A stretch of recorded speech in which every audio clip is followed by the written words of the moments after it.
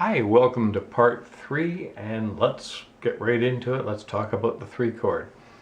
We know the 3 chord is found on the 3rd note of the scale, and we also know that it's minor because all 2s, 3s, and 6 chords are minor. So 1, 2, 3, here's my 3 chord in C. My 3 chord in B flat will be D minor. My 3 chord in E flat will be G minor. Let's look at the 3 chord more closely now in the key of C. Here it is E minor. 3 chord out of all the minor chords is probably the most limited one as far as extensions go. I can only go out to the 7, and that, as you know, having a 7th on any of these minor chords is quite desirable, but that's about as far as I can go. I cannot go out to 9 because that's a flat 9. The F sharp would be the 9 of E, and that's a flat 9. Flat 9s on minor chords do not work. Therefore, if I add an 11, that's not going to help. And the 13th is not even part of the scale. So the most you're going to really extend the 3 chord out is to a 7. So what approaches the 3 chord? Well, the 1 chord does quite easily, and that's not surprising, because if I were to add a major 7 to my 1 chord, it's really the top 3 notes of my 3 chord. And if I were to add a 9th, making that a C major 9, take away the root, then I have my 3 chord, an E minor 7. So it's not surprising that the 1 chord moves to the 3 chord quite nicely.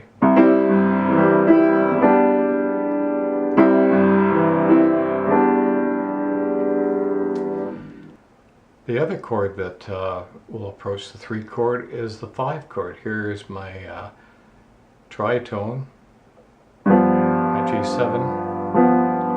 Well, we know that the tritone is quite happy to take us to the 1 chord. It's quite happy to take us to the 6th chord, the A minor. It's also quite happy to take us to the 3 chord.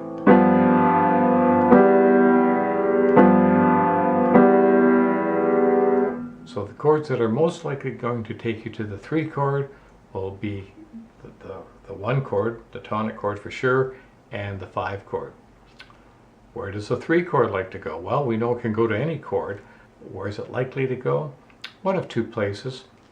Probably up to right into the 4 chord. So basically a 3 steps up to 4. Not surprising. Let's take a closer look at that. The root goes up a half step to the root of the 4 chord. The 5th rises a half step, so kind of parallel 5ths there, and this just hops over. You can actually feel the forward movement of that. So the 3 likes to go up to the 4 chord, and more than likely the 4 chord would like to continue on up to the 5 chord as a sub-dominant to dominant function. So the 3 chord can be used as a substitute for the 6 chord, and instead of going 1, 6, 4, 5, we could have 1, 3, 4, 5. A lot of songs use that chord progression. One that comes to mind, I'm dating myself again, but there's a movie called Georgie Girl, song of the same name, that did exactly that. 1, 3, 4, 2, 5, 3, 4, 2, 5, 3, 4. Oh, how did the B flat chord get into the scale? See, oh, that's for another tutorial. Okay, so the 3 chord likes to go up to the 4 chord. Also, it likes to go up to the 6th chord, up 4. 1, 2, 3, 4. So a 3 chord likes to go to the 6th chord. Great example of that, of course, you don't have to look too far if you know Elvis Presley and the song Fools Rush In. Starts on a 1 chord. 3, and up to 6. Where am I likely to go? Well, we know a 6th chord likes to go to either a 4 or a 2. Well, if I feel in a brighter mood, I might just take it to the 4 chord.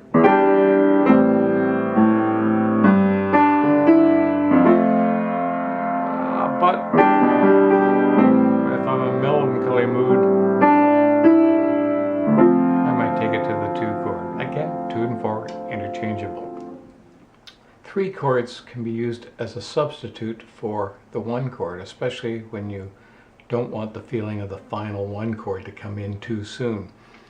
The only time a three chord cannot be used as a substitute for a one chord is when the root of the one chord is the melody. For example, if I'm on a tonic chord in the key of C and one is my melody, obviously a three chord will not work. Doesn't matter where the melody is, it's just not going to cut it. So as long as the melody is not the root of the one chord, in most cases a three chord will work very nicely as a substitute, providing you like the sound of it, of course. So let's take a look at Henry Mancini's Moon River in a simplified form.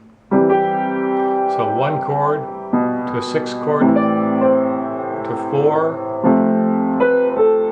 plagal cadence back to one. Well, what if I didn't want to go back to the one chord, that tonic chord?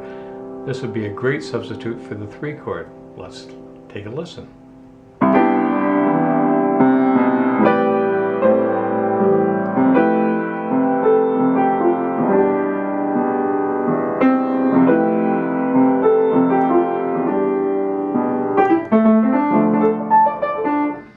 And so on and so forth. So by using the three chord rather than the one chord, I kept the song moving without taking the listener back to the tonic chord. Another good example of that is Blue Moon, an old standard. I'm going to do it in E flat. It follows the basic pattern of a 1, 6, 2, 5, and back to 1. However, of course, I'll be using the three chord to avoid going back to the tonic one chord, just to keep it moving. Let's listen to the song the way most people would play it. 1 to a 6 to a 2, 5, and back to 1, and on to 6. Now I'm going to incorporate the three chord to avoid going back to the 1. Keeps it moving. Let's see if it works for us. 1, 6, 2, 5, passing 7 to 3, 6, 2, 5, 3 again, 6 and to 2. Now I'm coming to the end of the first verse. I could return back to the tonic chord and the root of the one chord. Obviously I can't use the three chord there. Let's say I still wanted to keep away from the tonic chord. Well, I could if I changed the melody note to some other note. Let's pick it up from the two chord. And 3 and around again to the 2 and to the 5 and to the 3, not the one chord. 6 to the 2. To 3 and to the 6, 2, 5 and 3 again. Okay, coming to the end of the second verse, I guess it's time to get to the tonic chord, but not right away. How about 4, 3, 2, 1. Again, to recap that, a three chord can be used as a substitute for the one chord. The only problem that you would have is if the melody was the root of the one chord, it will not work with the three chord, but most other notes are just fine. One other chord I'd like to slide in here, and it's to do with the modification of the four chord. In C, the four chord is F, and we know that it goes nicely back to the C chord, creating that plagal cadence. Here it is in the second inversion. But wouldn't it be nice if I could flatten the A to make it minor, so that when it approaches the C, both these guys fall by half tones. Instead of this. Or a combination of both. It's too bad I can't do that because A flat's not part of the scale of C.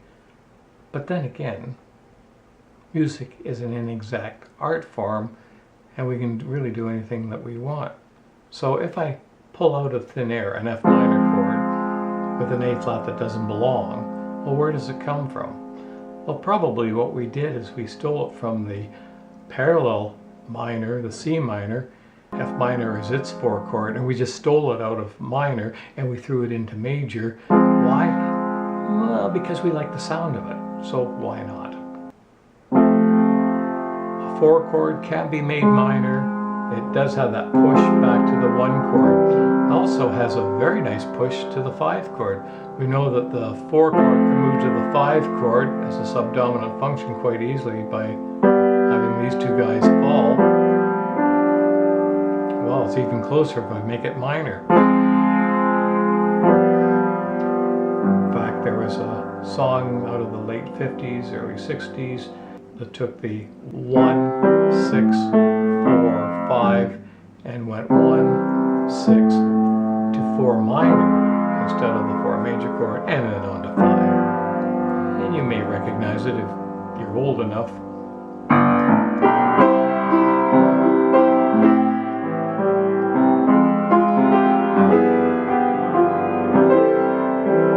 A song called Sleepwalk.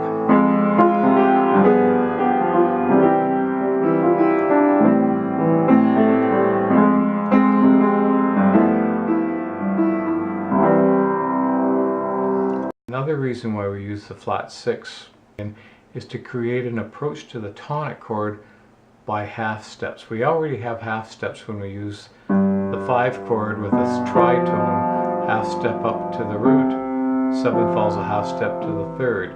But you can see there's a whole tone on each side, so allowing that A flat in, we can now approach the 1 chord by half steps, up, down, down. Because of that thinking, we could do that on our 9th chord. Here I have a 5 chord with a 9, G9. There's that same note. Could I introduce a flat 9? For the same reason, to let it fall onto the 5th of the 1 chord? Sure, why not? It can be done melodically. It can be done as part of the chord.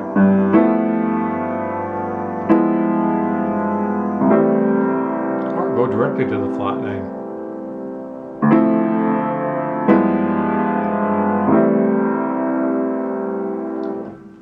Anyway, that pretty well wraps it up for the 3 chord and 4 minor and the flat 9.